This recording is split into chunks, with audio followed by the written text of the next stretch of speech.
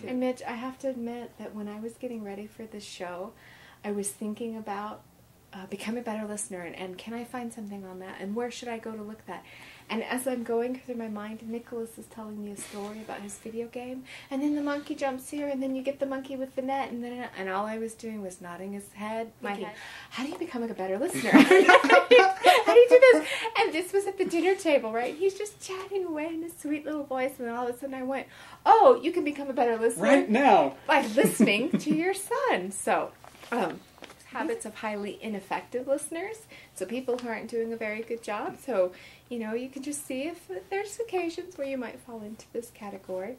On and off listening occurs because most of us think about 4 times as fast as somebody else can talk. So somebody's talking, and we've got 3/4 of a minute to go off into la la land, because we process it in about 15 seconds when it takes them a whole minute to talk, okay? Wow. So we've got all this spare thinking time in each listening minute to think about things like personal affairs, what you're going to get for dinner, how you're going to respond, and or defend your position. So somebody can overcome this by paying more attention to the words, watching for all the nonverbal signals, all the communication that 93% of comes from our bodies and our tone of voice rather than the words, and looking at eye gestures, hesitation, voice tone, things like that. And I think that's what's really great about what we've learned to do in a setting for a session, is that we take all of that in, and that's why it's so much easier for me to listen with my whole body in that moment, because I'm listening and watching everything that person is doing. It's a lot easier to set my own little thoughts off on the side table when I'm engaged in the whole body and everything that the person is doing. And it's such a sense of being really present also in that moment. I know when I went through hypnotherapy school, that was the first thing, I think it was the first or second day that we actually went through that, is better listening skills. And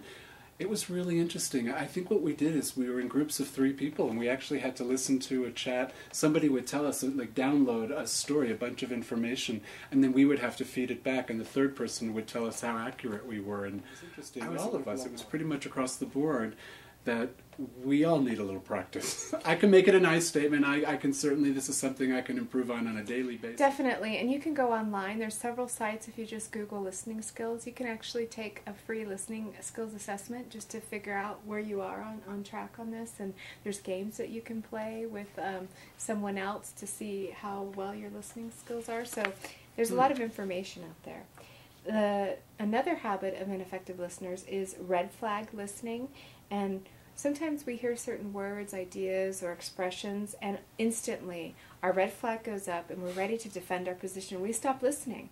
If something that's a trigger point for us, somebody said to me one day that coffee is really bad for you, and I just, boom, right away all my defenses went up, because I'm thinking, but coffee in the morning, and it sits there, and I have the sip, and it's the joy in my morning, and I thought, just listen to what she has to say. You don't have to stop drinking coffee because somebody says this, but I could feel it in my body, like, coffee's bad for me, I'm not listening anymore. But that's called red flag listening. Set that aside, just hear what a person has to say. Doesn't mean you have to change your mind or do anything about it, just listen. So that's a good one. Red flags, I know. That's another one. Boy, I'm just checking them off the list for myself. Well, I think we all do. I think that's why this is so prevalent out there on the internet. When I was looking at it, I thought, oh my goodness, I could talk for 10 hours about this. I don't know who would listen. But and because there is so much information out there, and we are getting towards the end of our show, we're just going to allow you to do some research on your own about ways to listen more effectively. Just, listen with your body, open up your heart, open up your mind. You can still form your own opinions. Be cautious of that red flag listening. And when you listen fully to someone, you develop rapport and a relationship, even if it's just the cashier at the grocery store. People will admire you for saying less and listening more, rather than the other way around. Oftentimes we think that the more we say, the more we're admired by others, the more people understand that we're brilliant, or whatever point we're trying to get across. And the truth is, the more that we actively listen to someone, the higher they hold us in their esteem, because they feel like we're a real, genuine, and caring person. Yeah, I mean, I know that feels good to me. You know, when somebody's listening, I just make up that it's good for everybody. For me, it's really about being present. It feels different in my body when I'm listening to somebody and I'm really present with them. And again, what I can feel, what feels different, is that primary perception, actually building rapport on an energetic level with people. You can see the appreciation in their face when people talk and you listen. Practice random acts of listening. And really, really listen. Engage your whole body. Look at the person. Stop what you're doing. Stop multitasking. And just really take that in. And the other part of that is if you are unable to give that kind of attention and you think that that person in that situation warrants that, let them know. Sorry, I've got 10 million things on my mind. Can we do this some other time? Don't overtax yourself. One of the other things that I think is really important about the listening part is so often people, not only are they thinking of the next thing to say, but sometimes it's that one-upping kind of a thing. Somebody's telling their story and it's something that they just did. I've jumped out of a plane and it was the coolest thing and I never thought I'd have the courage to do it and it was changed my life, and they're just inspired and blown away and just feeling proud and just an amazing belief in themselves. And then, oh really? Well, I went up to 14,000 feet, so I went up a little bit higher than you, and when I did it, and we kind of deflate. I mean, that's so deflating for the other person. So if somebody's telling you a really exciting story, sometimes it's a good idea to just bite your tongue.